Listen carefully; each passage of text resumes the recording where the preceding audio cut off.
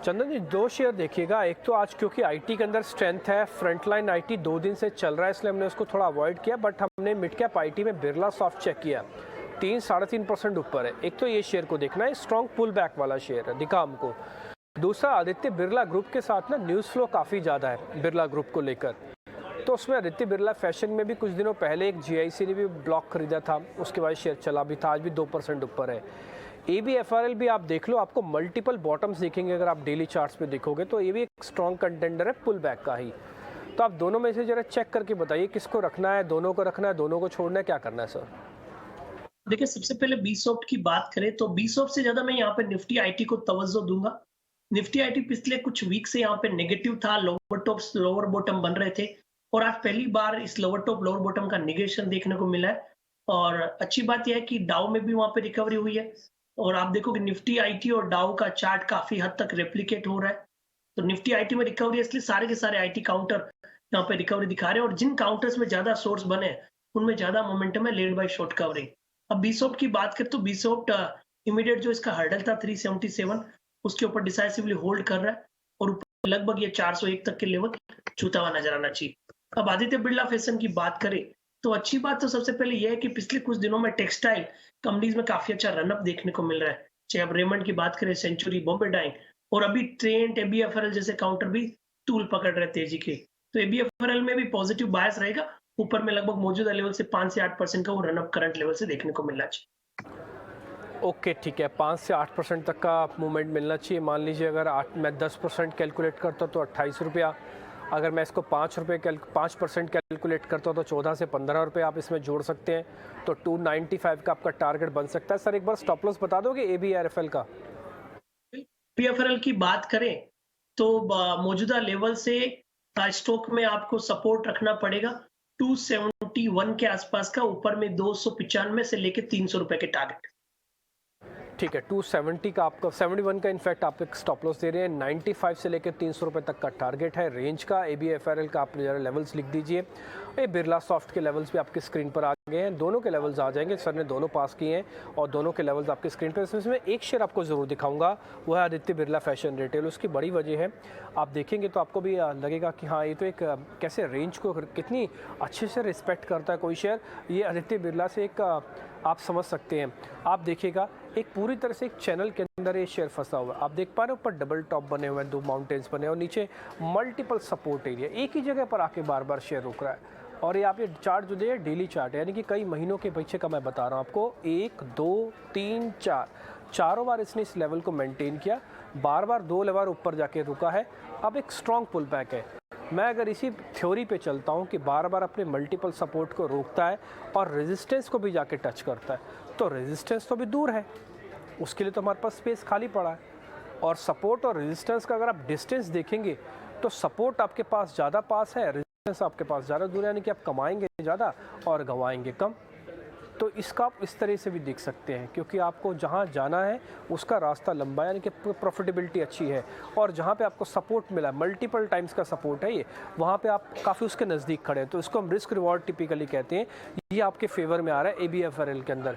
271 का आप पक्के से अपना एक स्टॉप लॉस लगाइएगा और 295 300 रुपये तक का टारगेट है। चंदन जी, ठीक है ना? आप इसको इस तरह से भी समझ सकते हैं जैसे हमने आपके सामने बात रखी है अभी। बिल्कुल डिम्पी, और साथ में मैं आपको अप्रिशिएट करना चाहूंगा कि जिस तरह से आप यहाँ पे चार्ट एक्सप्लेन कर रहे हो। तो चार्ट प्रॉपर वे से एक्सप्लेन करने से कोई भी बायस नहीं रहता है। जो पिक्चर क्लियरिटी होती है वो क्लियरिटी से दिखती है और कन्विक्शन वहां पे एड होता है। और आज के बाजार में लेना क्या है, बेचना क्या है, वो कन्विक्शन से आना जरूरी है। तो बिल्कुल सही, ये जो एक रेंज बाउंड बायस है, lower band of the trading range से काउंटर टर्न हो रहा है। इस सेक्टर में पॉजिटिव बायस है, टेक्सटाइल काउंटर चल रहे हैं, मोमेंटम बना है, वॉल्यूम्स के ट्रिगर भी यहाँ पर दिख रहे हैं। तो बिल्कुल यहाँ पे खरीदारी की सलाह रहेगी और सपोर्ट बेस्ड बाइंग भी यहाँ पे बन रही है। बिल्कुल, दूसरा सेक्टर जो सर ने बताया था वो था आपको बिरला सॉफ्ट के बारे में, वो भी आप देख सकते हैं। हालांकि मैं उस पर चार्ट पे नहीं जाऊँगा, फिर काफ़ी लेंदी हो जाता है, इसलिए सिलेक्टिव चार्ट्स आपके सामने रखते हैं। आप आते हैं शॉर्ट कवरिंग के कैंडिडेट पे। चंद्र जी, 2 शेयर आपके सामने आ रहे हैं। एक तो एल&टी इन्फो, LTI के नाम से आपको मिल जाएगा। दूसरा है बजाज फिनसर्व। इन दोनों शेयर्स को देख लीजिए, क्योंकि ये पुल बैक के सौदे, इसलिए परसेंटेज में इन्होंने बहुत अच्छा गेन नहीं किया, बट हाँ, शॉर्ट कवरिंग इनमें आ रही है। एक बार जरा दोनों चेक कर लो, किसमें ज़्यादा दम आपको दिखता है? देखिए, दोनों ही शॉर्ट कवरिंग के काउंटर है और देखिए मार्केट का व्यू पॉजिटिव है तो शॉर्ट कवरिंग वाले काउंटर थोड़ी और चलेंगे। एलटीआई यदि मेरे को आप 2-3 दिन पहले पूछते तो वीकेस्ट स्ट्रक्चर था, क्योंकि कंटिन्यूअसली पिछले 7 वीक से इसमें गिरावट हुई है। 6400 से लेके लगभग 3700 तक ये काउंटर गिरा है और इस वीक में अब ये लोअर हाइज लोअर लोज का निगेट हो रहा है और इतना पॉजिटिव खड़ा है इसमें निगेट करके, तो ये बीइंग द फ्राइडे इसमें और शॉर्ट कवरिंग मोमेंटम आ रहा है और दूसरा निफ्टी आईटी भी नीचे के से रिकवरी दिखा रहा है। तो ये रिकवरी वाले काउंटर है, ये नहीं बोल सकता कि मेजर ट्रेंड चेंज हो गया, बट बाउंस बैक के लिए काउंटर तैयार हुआ है। इमीडिएट बेसिस पे आपको यहाँ पे लगभग 4250 के सपोर्ट रखने पड़ेंगे। एक बार के लिए 4600-4650 तक के बाउंस आप एलटीआई में मिल जाने चाहिए। ओके, ठीक है।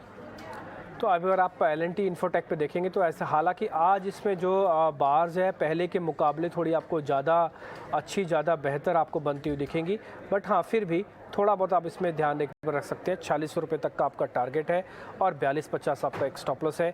एक स्ट्रॉन्ग कैंडिडेट है यहाँ पे और उम्मीद तो करते हैं यहाँ पे चलता हुआ दिखेगा।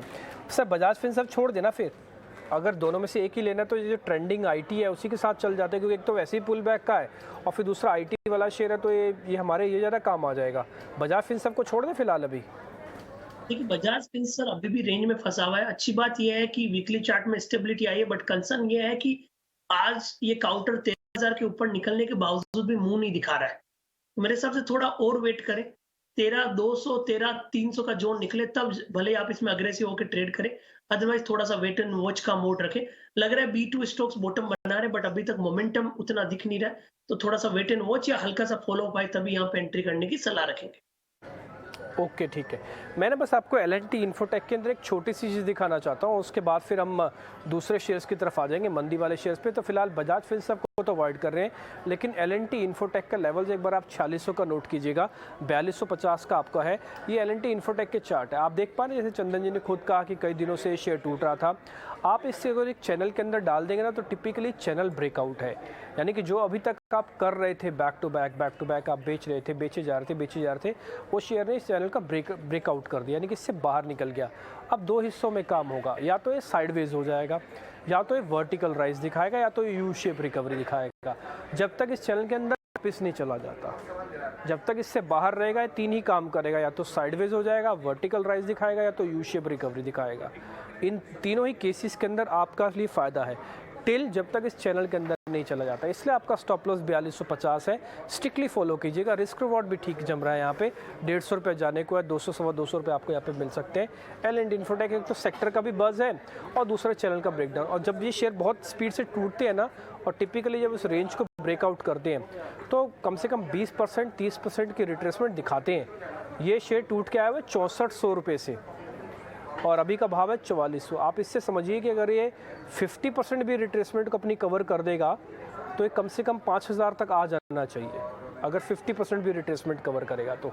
बट फिर भी अब 4600 का टारगेट रखिए। अब आते हैं